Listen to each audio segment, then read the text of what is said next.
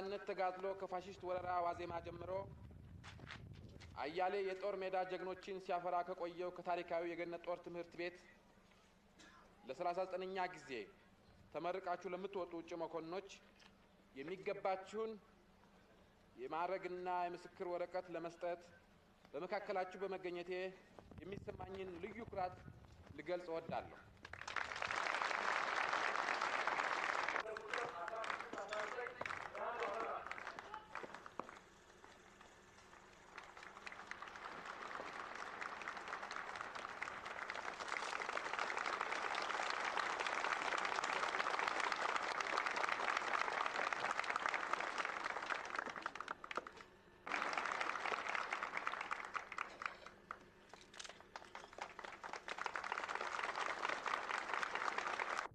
እግረኛ ሻለቃ